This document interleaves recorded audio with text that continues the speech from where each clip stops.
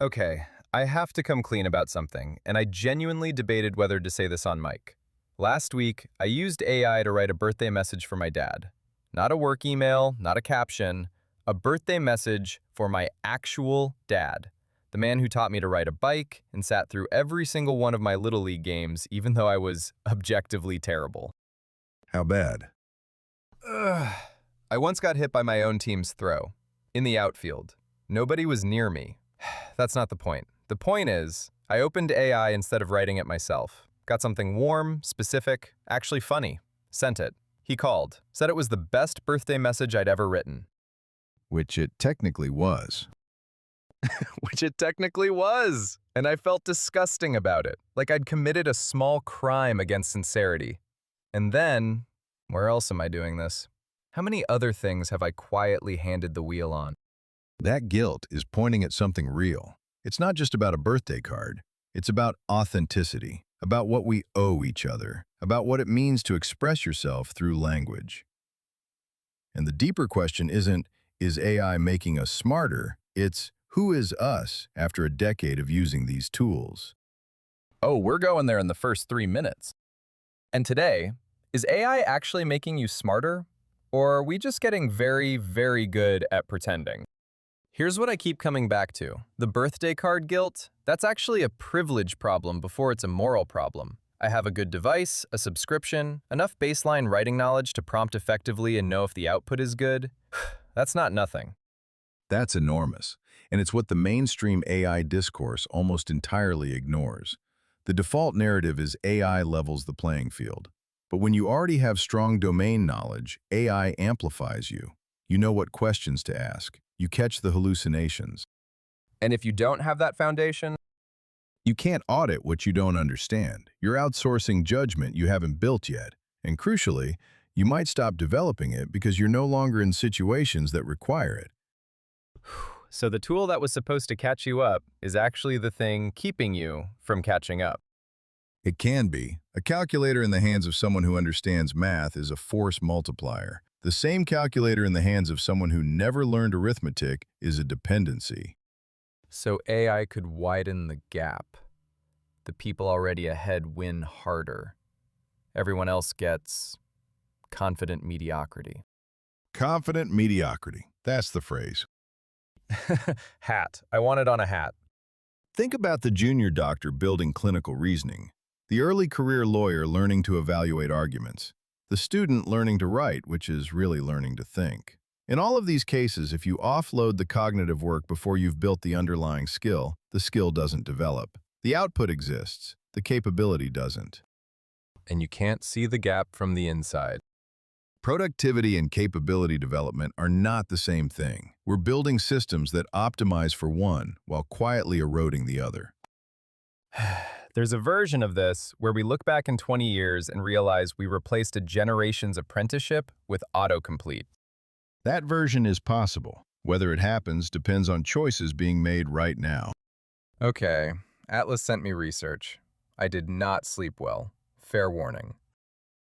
I'll continue to take that as a compliment. It's not. Neuroplasticity. Let's go.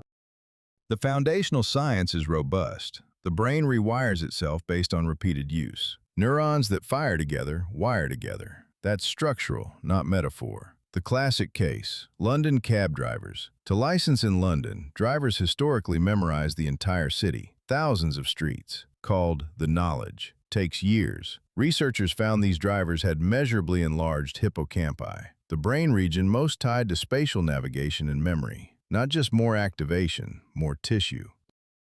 They grew more brain from doing the work. Essentially. And when GPS became widespread, researchers followed the same professional navigators. What happened when they shifted to GPS-assisted driving? Reduced hippocampal activation. The structural advantage those years of navigation had built, it started to fade when the navigation work stopped. The brain gave back the space it wasn't using anymore. Use it or lose it at a structural level. And I want to be precise here. I'm not claiming AI will literally shrink your brain. The research isn't there yet for that specific claim. But the principle is solid, and it generalizes. When you consistently outsource a cognitive task, retrieval, reasoning, synthesis, you are performing it less. Brains don't maintain capability out of sentimentality. They allocate resources based on demand. Reduce the demand. Reduce the infrastructure. Every time you reach for AI before you've genuinely tried, before you've sat with the discomfort of not immediately knowing, you cast a vote. A small vote about what kind of thinker you're becoming. Most people are voting constantly without knowing there's an election happening. That's the one. I need a minute on this GPS thing because it's actually personal. Floor is yours. I used to know how to get everywhere, like detailed, which roads backed up when, the shortcut nobody else used, how long things actually took versus what Google said. That was a real skill. I built it over years of driving. When did it change? Gradually and then completely.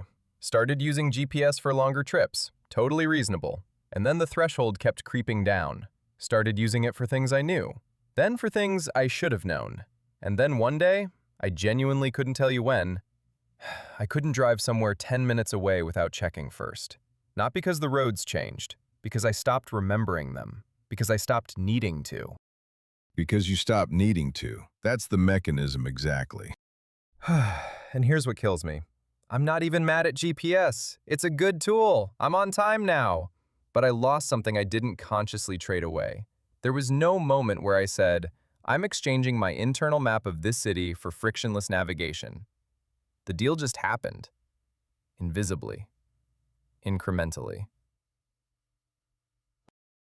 There's no labeled transaction, no moment where the interface says, in exchange for this output, you will practice this skill slightly less and over time lose access to it. The cost is deferred and invisible. The benefit is immediate and obvious, so you take the deal.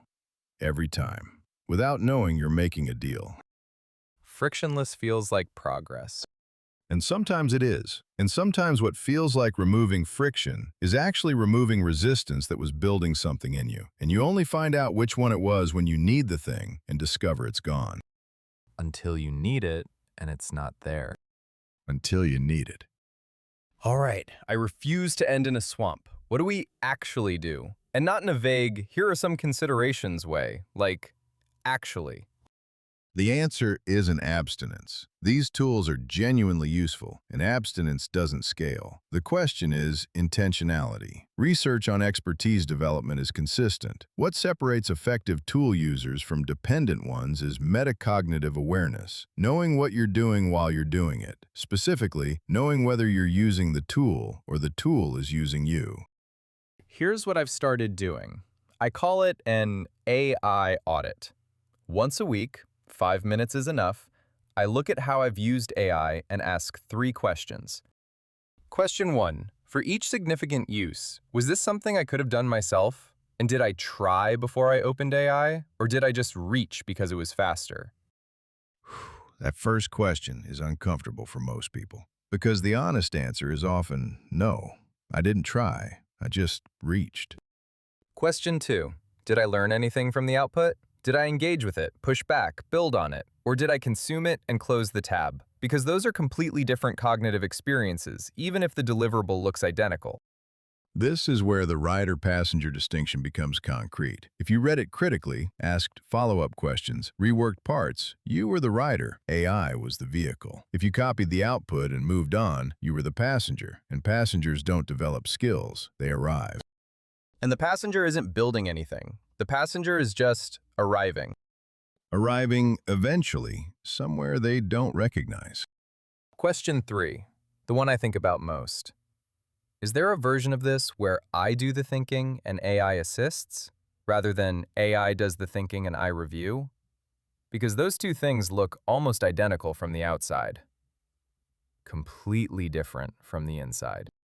The locus of cognition is either with you or with the tool, and which one it's with is a choice that compounds. Year over year, you are training yourself to be a certain kind of thinker. The audit makes that visible.